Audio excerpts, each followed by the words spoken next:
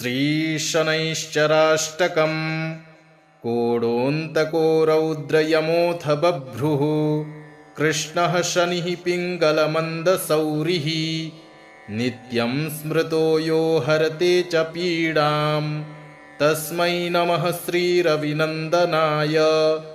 सुरासुरः किं पुरुषा गणेन्द्रा गन्धर्वविद्याधरपन्नगाश्च पीड्यन्ति सर्वे विषमस्थितेन तस्मै नमः श्रीरविनन्दनाय। नरा नरेन्द्राः पशवो मृगेन्द्रा वन्याश्च ये कीटपतङ्गभृङ्गाः पीड्यन्ति सर्वे विषमस्थितेन तस्मै नमः श्रीरविनन्दनाय। देशाश्च दुर्गाणि वनानि यत्र सेनानिवेशाः पुरपत्तनानि पीड्यन्ति सर्वे विषमस्थितेन तस्मै नमः श्रीरविनन्दनाय। तिलैर्यवैर्माशगुडान्नदानैर्लोहेन नीलाम्बरदानतो वा प्रीणाति मन्त्रैर्निजवासरे च तस्मै नमः श्रीरविनन्दनाय। प्रयागकूले यमुनातटे च सरस्वती पुण्यजले गुहायां यो योगिनां ध्यानगतोऽपि सूक्ष्मस्तस्मै नमः श्रीरविनन्दनाय। अन्यप्रदेशात् स्वगृहं प्रविष्टस्तदीयवारे स नरः सुखी स्यात् गृहाद्गतो यो न पुनः प्रयाति तस्मै नमः श्रीरविनन्दनाय। सृष्टा स्वयंभूर्भुवनत्रयस्य त्राता हरिः संहरते पिनाकी एकस्त्रिधा ऋग्यजुः साममूर्तिस्तस्मै नमः श्रीरविनन्दनाय। शन्यष्टकं यः प्रयतः प्रभाते नित्यं सुपुत्रैः पशुबान्धवैश्च पठेच्च सौख्यं भुवि भोगयुक्तं प्राप्नोति निर्वाणपदं परं सः। दशरथकृतं शनिस्तोत्रम् प्रसन्नो यदि मे सौरे एकश्चास्तु वरः परः रोहिणीं भेदयित्वा तु न गन्तव्यं कदाचन सरितः सागरा यावच्चन्द्रार्कमेदिनी याचितं तु महासौरे नन्यमिक्षाम्यहम् एवमस्तु शनिप्रोक्तं वरलब्ध्वा तु शाश्वतं प्राप्यैवं तु वरं राजा कृतकृत्यो भवत्तदा पुनरेवाब्रवीत्तुष्टो वरं वरमसुव्रत। नमः कृष्णाय नीलाय शितिकण्ठनिभाय च नमः कालाग्निरूपाय कृतान्ताय च वै नमः। नमो निर्मांसदेहाय दीर्घश्मश्रुजटाय च नमो विशालनेत्राय शुष्कोदरभयाकृते नमः पुष्कलगात्राय स्थूलरोम्णेऽथ वै नमः। नमो दीर्घाय शुष्काय कालदंष्ट्र नमोऽस्तु ते नमस्ते कोटराक्षाय दुर्निरीक्ष्याय वै नमः। नमो घोराय रौद्राय भीषणाय कपालिने नमस्ते सर्वभक्षाय बलीमुख नमोऽस्तु ते। सूर्यपुत्र नमस्तेस्तु भास्करे भयदाय च अधोदृष्टेः नमस्तेस्तु संवर्तक नमोऽस्तु ते। नमो मन्दगते तुभ्यं निस्त्रिंशाय नमोऽस्तु ते। तपसा दग्धदेहाय नित्यं योगरताय च नमो नित्यं क्षुधार्ताय अतृप्ताय च वै नमः। ज्ञानचक्षुर्नमस्तेस्तु कश्यपात्मजसूनवे तुष्टो ददासि वैराज्यं रुष्टो हरसि तत्क्षणात्। देवासुरमनुष्यांश्च सिद्धविद्याधरोरगाः त्वया विलोकिताः सर्वे नाशं यान्ति समूलतः। प्रसाद कुरु मे सौरे वरदो भव भास्करे। एवं स्तुतस्तदा सौरिर्ग्रहराजो महाबलः। प्रसन्नो यदि मे सौरे वरं देहि ममेप्सितम्। अद्य प्रभृति पिङ्गाक्ष पीडा देया न कस्यचित्। श्रीहनुमतिस्तोत्रम्। नमो हनुमते तुभ्यं नमो मारुतसूनवे। नमः श्रीरामभक्ताय श्यामास्याय च ते नमः। नमो वानरवीराय सुग्रीवसख्यकारिणे। लङ्काविदाहनार्थाय हेलासागरतारिणे। सीताशोकविनाशाय राममुद्राधराय च। रावणस्य कुलच्छेदकारिणे ते नमो नमः। मेघनादमखध्वंसकारिणे ते नमो नमः। अशोकवनविध्वंसकारिणे भयहारिणे। वायुपुत्राय वीराय ह्याकाशोदरगामिने। वनपालशिरश्छेद लङ्काप्रासादभञ्जिने। ज्वलत्कनकवर्णाय दीर्घलाङ्गूलधारिणे। सौमित्रिजयदात्रे च रामदूताय ते नमः। अक्षस्य वधकर्त्रे च ब्रह्मपाशनिवारिणे। लक्ष्मणाङ्गमहाशक्ति घातक्षतविनाशिने। रक्षोघ्नाय रिपुघ्नाय भूतघ्नाय च ते नमः।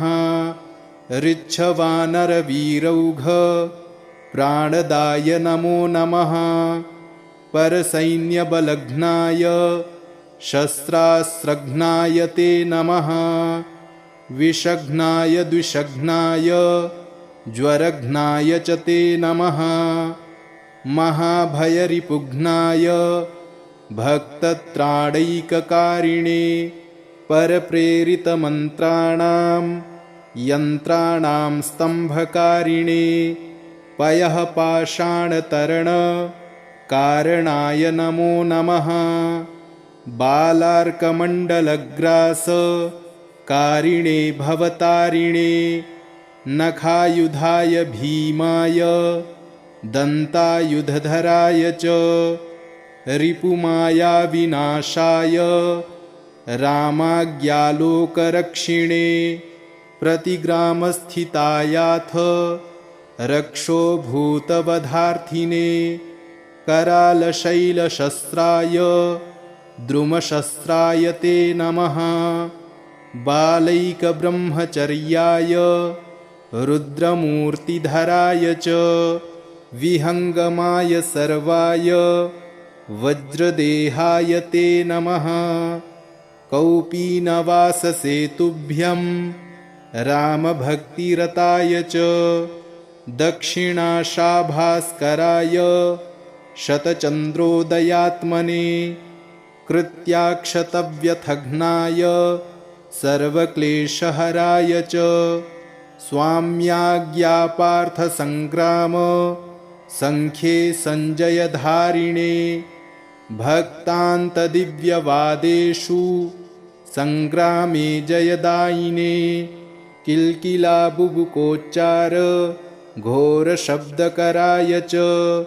सर्पाग्निव्याधिसंस्तम्भकारिणे वनचारिणे। सदा वनफलाहार सन्तृप्ताय विशेषतः। महार्णवशिलाबद्ध सेतुबन्धाय ते नमः। वादे विवादे सङ्ग्रामे भये घोरे महावने। सिंहव्याघ्रादिचौरेभ्यः स्तोत्रपाठाद्भयं नहि। दिव्ये भूतभये व्याघ्रौ विषे स्थावरजङ्गमे। राजशस्त्रभये चोग्रे तथा ग्रहभयेषु च जले सर्वे महावृष्टौ दुर्भिक्षे प्राणसम्प्लवे पठेत् स्तोत्रं प्रमुच्येत भयेभ्यः सर्वतो नरः तस्य क्वापि भयं नास्ति हनुमत्स्तव पाठतः सर्वदा वै त्रिकालं च पठनीयमिदं स्तवम् सर्वान् कामान् वाप्नोति नात्र कार्या विचारणा विभीषणकृतं स्तोत्रं तार्क्ष्येण समुदीरितं ये पठिष्यन्ति भक्त्या वै सिद्धयस्तत्करे स्थिताः कोडोऽन्तको रौद्रयमोऽथ बभ्रुः कृष्णः शनिः पिङ्गलमन्दसौरिः नित्यं स्मृतो यो हरते च पीडां तस्मै नमः श्रीरविनन्दनाय सुरासुरः किं पुरुषा गणेन्द्रा गन्धर्वविद्याधरपन्नगाश्च पीड्यन्ति सर्वे विषमस्थितेन तस्मै नमः श्रीरविनन्दनाय नरा नरेन्द्राः पशवो मृगेन्द्रा वन्याश्च ये कीटपतङ्गभृङ्गाः पीड्यन्ति सर्वे विषमस्थितेन तस्मै नमः श्रीरविनन्दनाय देशाश्च दुर्गाणि वनानि यत्र सेनानिवेशाः पुरपत्तनानि पीड्यन्ति सर्वे विषमस्थितेन तस्मै नमः श्रीरविनन्दनाय तिलैर्यवैर्माशगुडान्नदानैर्लोहेन नीलाम्बरदानतो वा प्रीणाति मन्त्रैर्निजवासरे च तस्मै नमः श्रीरविनन्दनाय प्रयागकूले यमुनातटे च सरस्वती पुण्यजले गुहायां यो योगिनां ध्यानगतोऽपि सूक्ष्मस्तस्मै नमः श्रीरविनन्दनाय अन्यप्रदेशात् स्वगृहं प्रविष्टस्तदीयवारे स नरः सुखी स्यात् गृहाद्गतो यो न पुनः प्रयाति तस्मै नमः श्रीरविनन्दनाय सृष्टा स्वयंभूर्भुवनत्रयस्य त्राता हरिः संहरते पिनाकी एकस्त्रिधा ऋग्यजुः साममूर्तिस्तस्मै नमः श्रीरविनन्दनाय शन्यष्टकं यः प्रयतः प्रभाते नित्यं सुपुत्रैः पशुबान्धवैश्च पठेच्च सौख्यं भुवि भोगयुक्तं प्राप्नोति निर्वाणपदं परं सः प्रसन्नो यदि मे सौरे एकश्चास्तु वरः परः रोहिणीं भेदयित्वा तु न गन्तव्यं कदाचन सरितः सागरा यावच्चन्द्रार्कमेदिनी याचितं तु महासौरे नन्यमिक्षाम्यहम् एवमस्तु शनिप्रोक्तं वरलब्ध्वा तु शाश्वतं प्राप्यैवं तु वरं राजा कृतकृत्यो भवत्तदा पुनरेवाब्रवीत्तुष्टो वरं वरमसुव्रत नमः कृष्णाय नीलाय शितिकण्ठनिभाय च नमः कालाग्निरूपाय कृतान्ताय च वै नमः नमो निर्मांसदेहाय दीर्घश्मश्रुजटाय च नमो विशालनेत्राय शुष्कोदरभयाकृते नमः पुष्कलगात्राय स्थूलरोम्डेऽथ वै नमः नमो दीर्घाय शुष्काय कालदंष्ट्र नमोऽस्तु ते नमस्ते कोटराक्षाय दुर्निरीक्ष्याय वै नमः नमो घोराय रौद्राय भीषणाय कपालिने नमस्ते सर्वभक्षाय बलीमुख नमोऽस्तु ते सूर्यपुत्र नमस्तेस्तु भास्करे भयदाय च अधोदृष्टेः नमस्तेस्तु संवर्तक नमोऽस्तु ते। नमो मन्दगते तुभ्यं निस्त्रिंशाय नमोऽस्तु ते। तपसा दग्धदेहाय नित्यं योगरताय च नमो नित्यं क्षुधार्ताय अतृप्ताय च वै नमः। ज्ञानचक्षुर्नमस्तेस्तु कश्यपात्मजसूनवे। तुष्टो ददासि वैराज्यं रुष्टो हरसि तत्क्षणात्। देवासुरमनुष्यांश्च सिद्धविद्याधरोरगाः त्वया विलोकिताः सर्वे नाशं यान्ति समूलतः। प्रसाद कुरु मे सौरे वरदो भव भास्करे। एवं स्तुतस्तदा सौरिर्ग्रहराजो महाबलः। प्रसन्नो यदि मे सौरे वरं देहि ममेप्सितम्। अद्य प्रभृति पिङ्गाक्ष पीडा देया न कस्यचित्। नमो हनुमते तुभ्यं नमो मारुतसूनवे। नमः श्रीरामभक्ताय श्यामास्याय च ते नमः। नमो वानरवीराय सुग्रीवसख्यकारिणे। लङ्काविदाहनार्थाय हेलासागरतारिणे।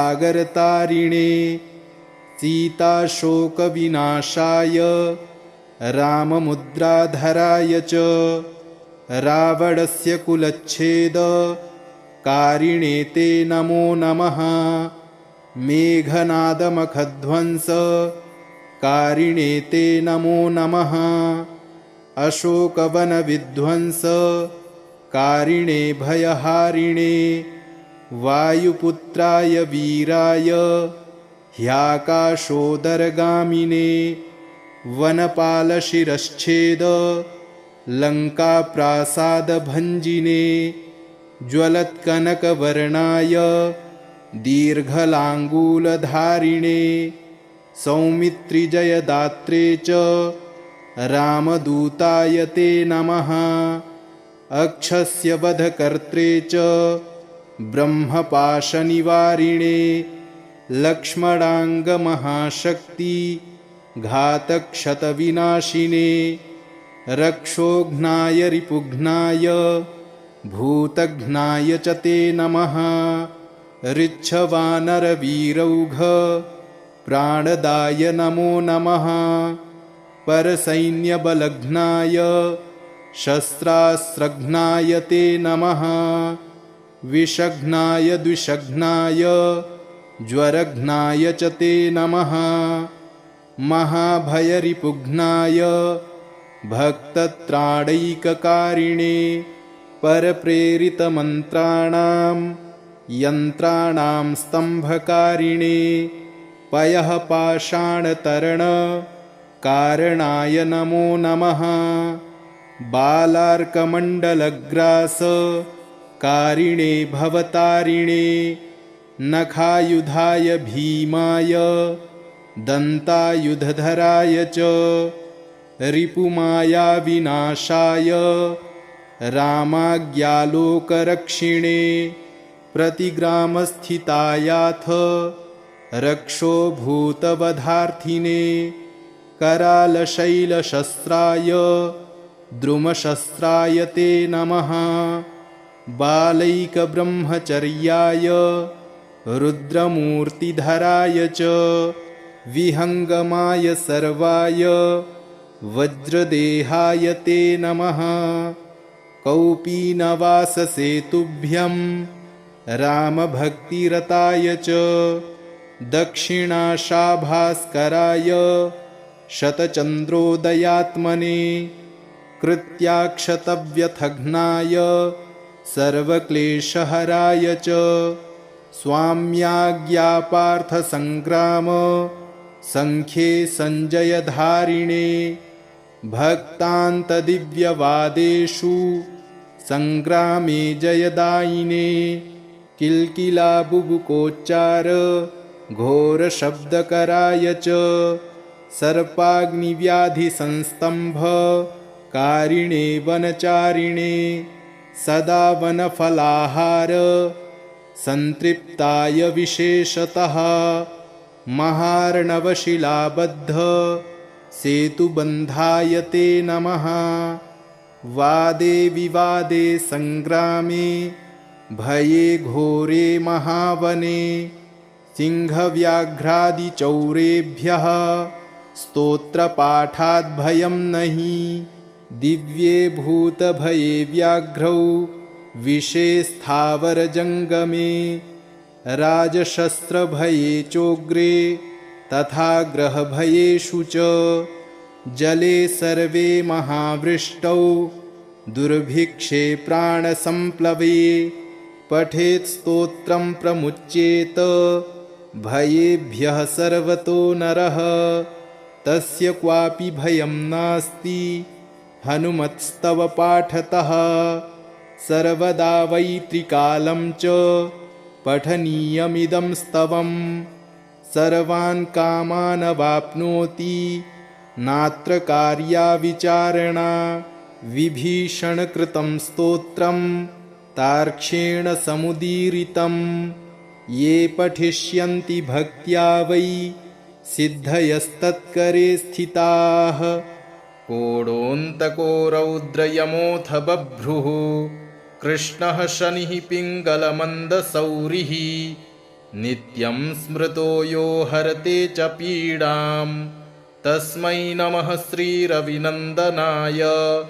सुरासुरः किं पुरुषा गणेन्द्रा गन्धर्वविद्याधरपन्नगाश्च पीड्यन्ति सर्वे विषमस्थितेन तस्मै नमः श्रीरविनन्दनाय। नरा नरेन्द्राः पशवो मृगेन्द्रा वन्याश्च ये कीटपतङ्गभृङ्गाः पीड्यन्ति सर्वे विषमस्थितेन तस्मै नमः श्रीरविनन्दनाय। देशाश्च दुर्गाणि वनानि यत्र सेनानिवेशाः पुरपत्तनानि पीड्यन्ति सर्वे विषमस्थितेन तस्मै नमः श्रीरविनन्दनाय। तिलैर्यवैर्माशगुडान्नदानैर्लोहेन नीलाम्बरदानतो वा प्रीडातिमन्त्रैर्निजवासरे च तस्मै नमः श्रीरविनन्दनाय। प्रयागकूले यमुनातटे च सरस्वती पुण्यजले गुहायां यो योगिनां ध्यानगतोऽपि सूक्ष्मस्तस्मै नमः श्रीरविनन्दनाय। अन्यप्रदेशात् स्वगृहं प्रविष्टस्तदीयवारे स नरः सुखी स्यात् गृहाद्गतो यो न पुनः प्रयाति तस्मै नमः श्रीरविनन्दनाय। सृष्टा स्वयंभूर्भुवनत्रयस्य त्राता हरिः संहरते पिनाकी एकस्त्रिधा ऋग्यजुः साममूर्तिस्तस्मै नमः श्रीरविनन्दनाय। शन्यष्टकं यः प्रयतः प्रभाते नित्यं सुपुत्रैः पशुबान्धवैश्च पठेच्च सौख्यं भुवि भोगयुक्तं प्राप्नोति निर्वाणपदं परं सः। प्रसन्नो यदि मे सौरे एकश्चास्तु वरः परः रोहिणीं भेदयित्वा तु न गन्तव्यं कदाचन सरितः सागरा यावच्चन्द्रार्कमेदिनी याचितं तु महासौरे नन्यमिक्षाम्यहम् एवमस्तु शनिप्रोक्तं वरलब्ध्वा तु शाश्वतं प्राप्यैवं तु वरं राजा कृतकृत्यो भवत्तदा पुनरेवाब्रवीत्तुष्टो वरं वरमसुव्रत। नमः कृष्णाय नीलाय शितिकण्ठनिभाय च नमः कालाग्निरूपाय कृतान्ताय च वै नमः। नमो निर्मांसदेहाय दीर्घश्मश्रुजटाय च नमो विशालनेत्राय शुष्कोदरभयाकृते नमः पुष्कलगात्राय स्थूलरोम्डेऽथ वै नमः। नमो दीर्घाय शुष्काय कालदंष्ट्र नमोऽस्तु ते। नमस्ते कोटराक्षाय दुर्निरीक्ष्याय वै नमः। नमो घोराय रौद्राय भीषणाय कपालिने। नमस्ते सर्वभक्षाय बलीमुख नमोऽस्तु ते। सूर्यपुत्र नमस्तेस्तु भास्करे भयदाय च। अधोदृष्टेः नमस्तेस्तु संवर्तक नमोऽस्तु ते। नमो मन्दगते तुभ्यं निस्त्रिंशाय नमोऽस्तु ते। तपसा दग्धदेहाय नित्यं योगरताय च। नमो नित्यं क्षुधार्ताय अतृप्ताय च वै नमः। ज्ञानचक्षुर्नमस्तेस्तु कश्यपात्मजसूनवे। तुष्टो ददासि वैराज्यं रुष्टो हरसि तत्क्षणात्। देवासुरमनुष्यांश्च सिद्धविद्याधरोरगाः त्वया विलोकिताः सर्वे नाशं यान्ति समूलतः। प्रसाद कुरु मे सौरे वरदो भव भास्करे। एवं स्तुतस्तदा सौरिर्ग्रहराजो महाबलः। प्रसन्नो यदि मे सौरे वरं देहि ममेप्सितम्। अद्य प्रभृति पिङ्गाक्ष पीडा देया न कस्यचित्। नमो हनुमते तुभ्यं नमो मारुतसूनवे। नमः श्रीरामभक्ताय श्यामास्याय च ते नमः। नमो वानरवीराय सुग्रीवसख्यकारिणे। लङ्काविदाहनार्थाय हेलासागरतारिणे।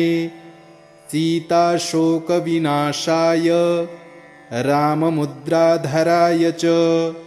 रावणस्य कुलच्छेदकारिणे ते नमो नमः। मेघनादमखध्वंसकारिणे ते नमो नमः।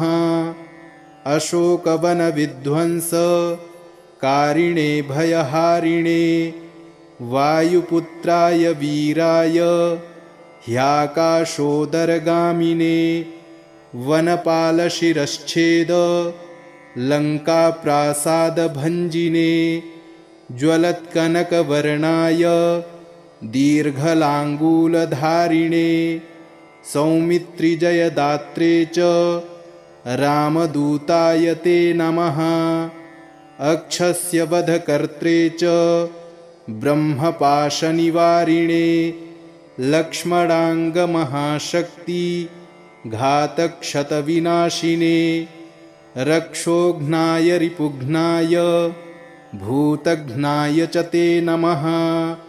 ऋच्छवानरवीरौघ प्राणदाय नमो नमः। परसैन्यबलघ्नाय शस्त्रास्त्रघ्नाय ते नमः। विषघ्नाय द्विषघ्नाय ज्वरघ्नाय च ते नमः। महाभयरिपुघ्नाय भक्तत्राणैककारिणे। परप्रेरितमन्त्राणां यन्त्राणां स्तम्भकारिणे। पयः पाषाणतरणकारणाय नमो नमः।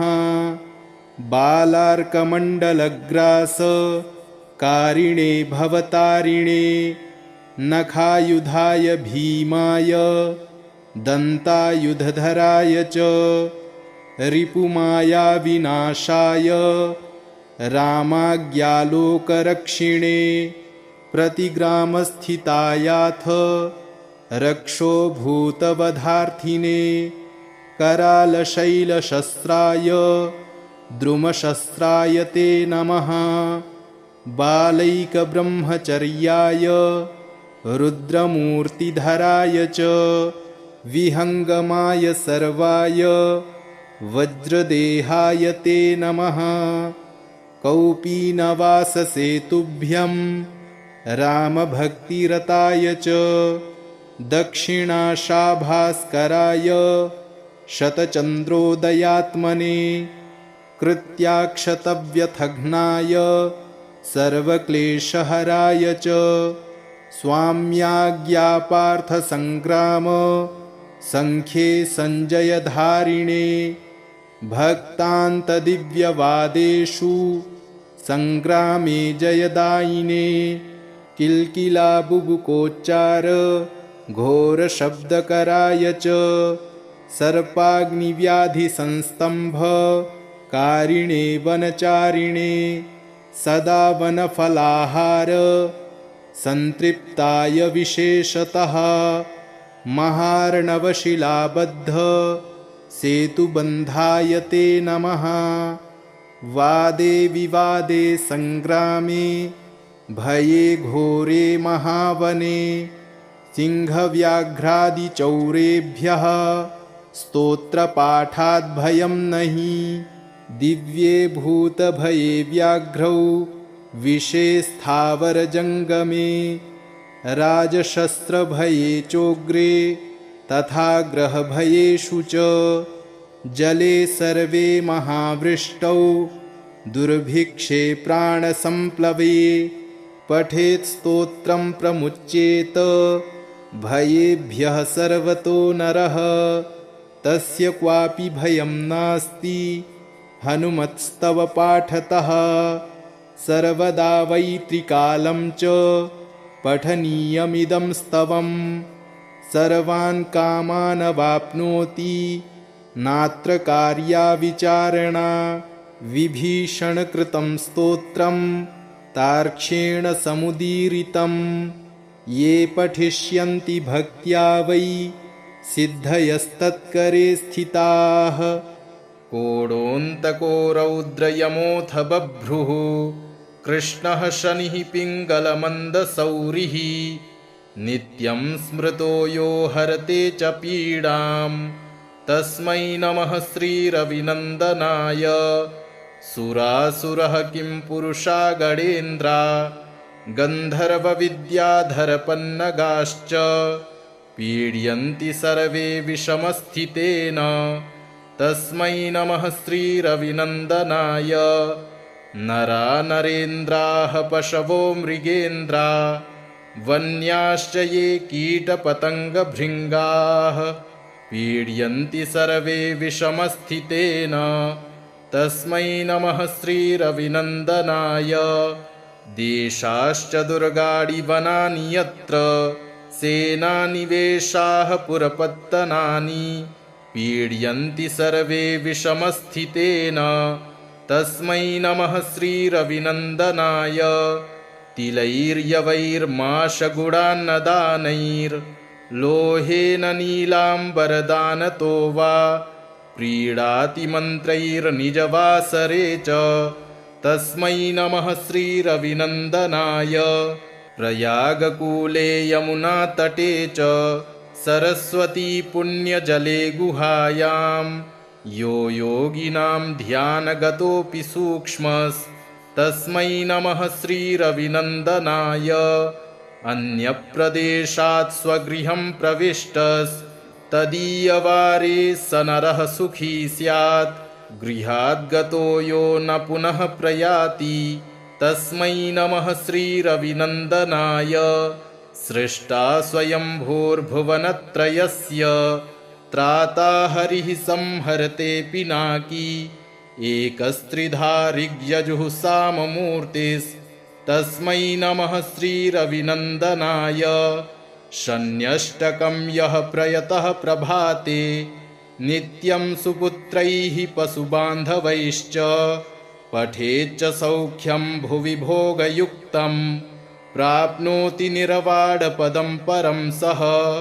प्रसन्नो यदि मे सौरे एकश्चास्तु वरः परः रोहिणीं भेदयित्वा तु न गन्तव्यं कदाचन सरितः सागरा यावच्चन्द्रार्कमेदिनी याचितं तु महासौरे नन्यमिक्षाम्यहम् एवमस्तु शनिप्रोक्तं वरलब्ध्वा तु शाश्वतम्।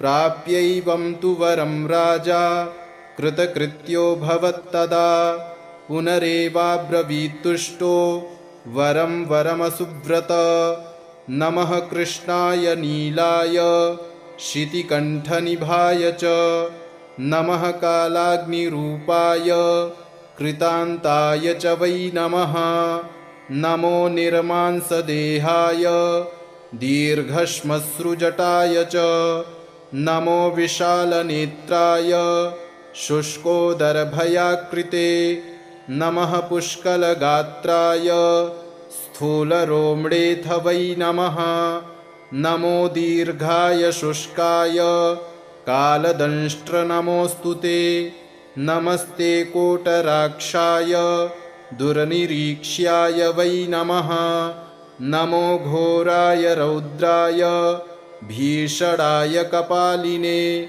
नमस्ते सर्वभक्षाय बलीमुख नमोऽस्तु ते सूर्यपुत्र नमस्तेस्तु भास्करे भयदाय च अधोदृष्टेः नमस्तेस्तु संवर्तक नमोऽस्तु ते नमो मन्दगते तुभ्यं निस्त्रिंशाय नमोऽस्तु ते तपसा दग्धदेहाय नित्यं योगरताय च नमो नित्यं क्षुधार्ताय अतृप्ताय च वै नमः ज्ञानचक्षुर्नमस्तेस्तु कश्यपात्मजसूनवे तुष्टो ददासि वैराज्यं रुष्टो हरसि तत्क्षणात् देवासुरमनुष्यांश्च सिद्धविद्याधरोरगाः त्वया विलोकिताः सर्वे नाशं यान्ति समूलतः प्रसाद कुरु मे सौरे वरदो भव भास्करे एवं स्तुतस्तदा सौरिर्ग्रहराजो महाबलः प्रसन्नो यदि मे सौरे वरं देहि ममेप्सितम् अद्य प्रभृति पिङ्गाक्ष पीडा देया न कस्यचित् नमो हनुमते तुभ्यं नमो मारुतसूनवे नमः श्रीरामभक्ताय श्यामास्याय च ते नमः नमो वानरवीराय सुग्रीवसख्यकारिणे लङ्काविदाहनार्थाय हेलासागरतारिणे सीताशोकविनाशाय राममुद्राधराय च रावणस्य कुलच्छेदकारिणे ते नमो नमः मेघनादमखध्वंसकारिणे ते नमो नमः अशोकवनविध्वंसकारिणे भयहारिणे वायुपुत्राय वीराय ह्याकाशोदरगामिने वनपालशिरश्छेद लङ्काप्रासादभञ्जिने ज्वलत्कनकवर्णाय दीर्घलाङ्गूलधारिणे सौमित्रिजयदात्रे च रामदूताय ते नमः अक्षस्य वधकर्त्रे च ब्रह्मपाशनिवारिणे लक्ष्मणाङ्गमहाशक्ति घातक्षतविनाशिने रक्षोघ्नाय रिपुघ्नाय भूतघ्नाय च ते नमः ऋच्छवानरवीरौघ प्राणदाय नमो नमः परसैन्यबलघ्नाय शस्त्रास्त्रघ्नाय ते नमः विषघ्नाय द्विषघ्नाय ज्वरघ्नाय च ते नमः महाभयरिपुघ्नाय भक्तत्राणैककारिणे परप्रेरितमन्त्राणां यन्त्राणां स्तम्भकारिणे पयःपाषाणतरणकारणाय नमो नमः बालार्कमण्डलग्रासकारिणे भवतारिणे नखायुधाय भीमाय दन्तायुधधराय च रिपुमायाविनाशाय रामाज्ञालोकरक्षिणे प्रतिग्रामस्थितायाथ रक्षो भूतवधार्थिने करालशैलशस्त्राय द्रुमशस्त्राय ते नमः बालैकब्रह्मचर्याय रुद्रमूर्तिधराय च विहङ्गमाय सर्वाय वज्रदेहाय ते नमः कौपीनवाससेतुभ्यं रामभक्तिरताय च दक्षिणाशाभास्कराय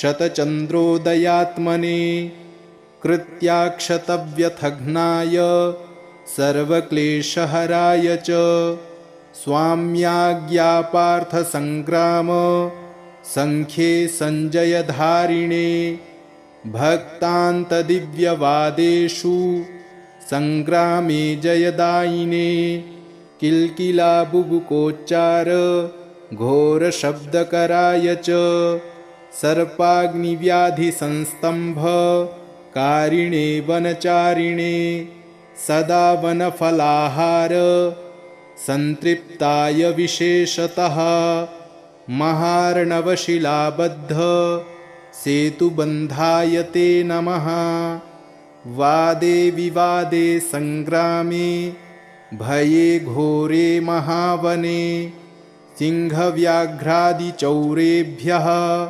स्तोत्रपाठाद्भयं नहि दिव्ये भूतभये व्याघ्रौ विषे स्थावरजङ्गमे राजशस्त्रभये चोग्रे तथा ग्रहभयेषु च जले सर्वे महावृष्टौ दुर्भिक्षे प्राणसम्प्लवे पठेत् स्तोत्रं प्रमुच्येत भयेभ्यः सर्वतो नरः तस्य क्वापि भयं नास्ति हनुमत्स्तव पाठतः सर्वदा वै त्रिकालं च पठनीयमिदं स्तवं सर्वान् कामान् वाप्नोति नात्र कार्या विचारणा विभीषणकृतं स्तोत्रं तार्क्ष्येण समुदीरितं ये पठिष्यन्ति भक्त्या वै सिद्धयस्तत्करे स्थिताः कोडोऽन्तको रौद्रयमोऽथ बभ्रुः कृष्णः शनिः पिङ्गलमन्दसौरिः नित्यं स्मृतो यो हरते च पीडां तस्मै नमः श्रीरविनन्दनाय सुरासुरः किं पुरुषा गणेन्द्रा गन्धर्वविद्याधरपन्नगाश्च पीड्यन्ति सर्वे विषमस्थितेन तस्मै नमः श्रीरविनन्दनाय नरा नरेन्द्राः पशवो मृगेन्द्रा वन्याश्च ये कीटपतङ्गभृङ्गाः पीड्यन्ति सर्वे विषमस्थितेन तस्मै नमः श्रीरविनन्दनाय देशाश्च दुर्गाणि वनानि यत्र सेनानिवेशाः पुरपत्तनानि पीड्यन्ति सर्वे विषमस्थितेन तस्मै नमः श्रीरविनन्दनाय तिलैर्यवैर्माशगुडान्नदानैर्लोहेन नीलाम्बरदानतो वा प्रीडातिमन्त्रैर्निजवासरे च तस्मै नमः श्रीरविनन्दनाय प्रयागकूले यमुनातटे च सरस्वती पुण्यजले गुहायां यो योगिनां ध्यानगतोऽपि सूक्ष्मस्तस्मै नमः श्रीरविनन्दनाय अन्यप्रदेशात् स्वगृहं प्रविष्टस्तदीयवारे स नरः सुखी स्यात् गृहाद्गतो यो न पुनः प्रयाति तस्मै नमः श्रीरविनन्दनाय सृष्टा स्वयंभूर्भुवनत्रयस्य त्राता हरिः संहरते पिनाकी एकस्त्रिधारिग्यजुः साममूर्तिस्तस्मै नमः श्रीरविनन्दनाय शन्यष्टकं यः प्रयतः प्रभाते नित्यं सुपुत्रैः पशुबान्धवैश्च पठेच्च सौख्यं भुवि भोगयुक्तं प्राप्नोति निर्वाणपदं परं सः प्रसन्नो यदि मे सौरे एकश्चास्तु वरः परः रोहिणीं भेदयित्वा तु न गन्तव्यं कदाचन सरितः सागरा यावच्चन्द्रार्कमेदिनी याचितं तु महासौरे नन्यमिक्षाम्यहम् एवमस्तु शनिप्रोक्तं वरलब्ध्वा तु शाश्वतं प्राप्यैवं तु वरं राजा कृतकृत्यो भवत्तदा पुनरेवाब्रवीत्तुष्टो वरं वरमसुव्रत नमः कृष्णाय नीलाय शितिकण्ठनिभाय च नमः कालाग्निरूपाय कृतान्ताय च वै नमः नमो निर्मांसदेहाय दीर्घश्मश्रुजटाय च नमो विशालनेत्राय शुष्कोदरभयाकृते नमः पुष्कलगात्राय स्थूलरोम्णेऽथ वै नमः नमो दीर्घाय शुष्काय कालदंष्ट्र नमोऽस्तु ते नमस्ते कोटराक्षाय दुर्निरीक्ष्याय वै नमः नमो घोराय रौद्राय भीषणाय कपालिने नमस्ते सर्वभक्षाय बलीमुख नमोऽस्तु ते सूर्यपुत्र नमस्तेस्तु भास्करे भयदाय च अधोदृष्टेः नमस्तेस्तु संवर्तक नमोऽस्तु ते नमो मन्दगते तुभ्यं निस्त्रिंशाय नमोऽस्तु ते तपसा दग्धदेहाय नित्यं योगरताय च नमो नित्यं क्षुधार्ताय अतृप्ताय च वै नमः ज्ञानचक्षुर्नमस्तेस्तु कश्यपात्मजसूनवे तुष्टो ददासि वैराज्यं रुष्टो हरसि तत्क्षणात् देवासुरमनुष्यांश्च सिद्धविद्याधरोरगाः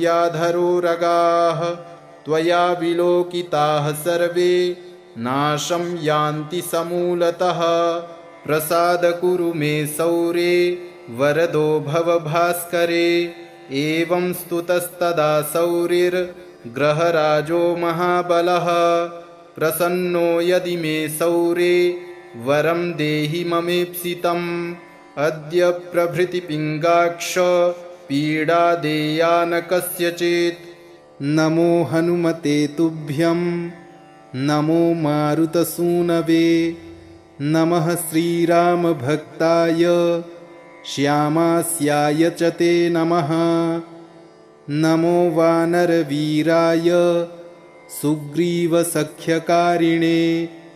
लङ्काविदाहनार्थाय हेलासागरतारिणे सीताशोकविनाशाय राममुद्राधराय च रावणस्य कुलच्छेदकारिणे ते नमो नमः मेघनादमखध्वंसकारिणे ते नमो नमः अशोकवनविध्वंसकारिणे भयहारिणे वायुपुत्राय वीराय ह्याकाशोदरगामिने वनपालशिरश्छेद लङ्काप्रासादभञ्जिने ज्वलत्कनकवर्णाय दीर्घलाङ्गूलधारिणे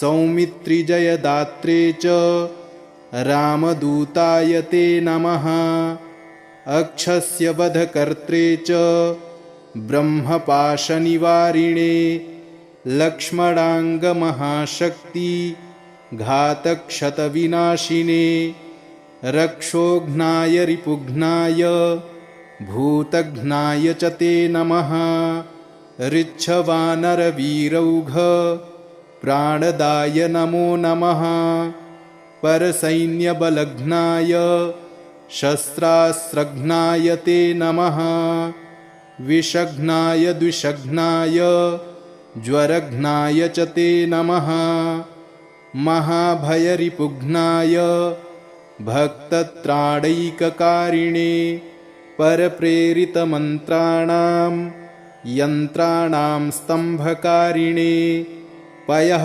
पाषाणतरणकारणाय नमो नमः। बालार्कमण्डलग्रासकारिणे भवतारिणे नखायुधाय भीमाय दन्तायुधधराय च रिपुमायाविनाशाय रामाज्ञालोकरक्षिणे प्रतिग्रामस्थितायाथ रक्षोभूतवधार्थिने करालशैलशस्त्राय द्रुमशस्त्राय ते नमः।